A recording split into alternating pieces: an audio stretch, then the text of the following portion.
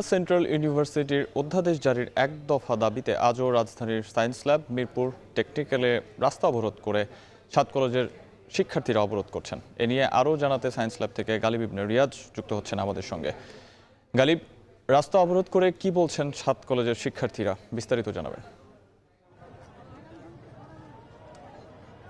সাহাব ৩.৫ ঘন্টা হতে চললো এখন পর্যন্ত সায়েন্স ল্যাব গুরুত্বপূর্ণ একটা সড়কের মোড়, কিন্তু এখন পর্যন্ত এটিকে অবরোধ করে রেখেছেন ৭ কলেজের শিক্ষার্থীরা। বিশেষ করে ঢাকা কলেজ এবং ইডেন কলেজের শিক্ষার্থীরা আসলে সায়েন্স ল্যাবরেটরির এই মোড়টিকে অবরোধ করে রেখেছেন এবং এই জায়গাটাই তাদের দাবি একটাই হচ্ছে, সেটা হচ্ছে যেই কেন্দ্রীয় যে বিশ্ববিদ্যালয়ের ২০২৫-এর আইনের যে খসড়া সেপ্টেম্বরের ২৪ তারিখে শিক্ষা মন্ত্রণালয়ের ওয়েবসাইটে যেটি পাবলিশ করা হয়েছিল সেটিকে যেন অধ্যাদেশ আকারে জারি করা হয়। কারণ ইতিমধ্যে কিন্তু ২০২৪-২৫-এর যে সেশন ৭ কলেজের যেই কেন্দ্রীয় বিশ্ববিদ্যালয় তারা কিন্তু ভর্তি হয়েছে, তাদের কার্যক্রম শুরু হয়েছে, কিন্তু এখন পর্যন্ত এই অধ্যাদেশ জারি করা হয় নাই।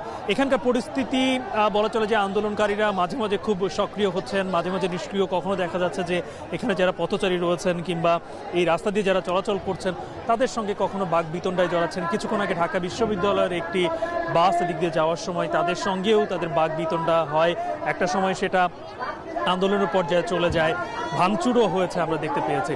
তো এই বিষয়গুলো এখন পর্যন্ত এখানে বিরাজমান রয়েছে। শুধুমাত্র যেই অ্যাম্বুলেন্সগুলো রয়েছে, যারা জরুরি পরিষেবা রয়েছে, সেইগুলোকে তারা ছাড় দিচ্ছেন, যারা যেতে পারছেন এই রাস্তা দিয়ে। আর এর বাইরে আসলে আর কেউ এই রাস্তা দিয়ে তারা যেতে পারছেন না। তারা বলছেন যে এই পরিস্থিতি যদি এখন পর্যন্ত যদি সরকার তাদের এই দাবি যদি মেনে না নেয়, তাহলে সন্ধ্যার পরে তারা মার্চ টু যমুনা কিংবা আরও কঠোর কর্মসূচির তারা ঘোষণা দিতে পারে। তো সাহাব, আমার কাছে সায়েন্স ল্যাব থেকে এ ছিল সর্বশেষ। ঢাকা সেন্ট্রাল ইউনিভার্সিটির অধ্যাদেশ জারির দাবিতে ৭ কলেজের শিক্ষার্থীরা বিভিন্ন জায়গায় ঢাকার অবস্থান করছেন এবং বিক্ষোভ করছেন। এ বিষয়ে বিস্তারিত জানাতে আমাদের সঙ্গে যুক্ত ছিলেন গালিব ইবনে রিয়াজ।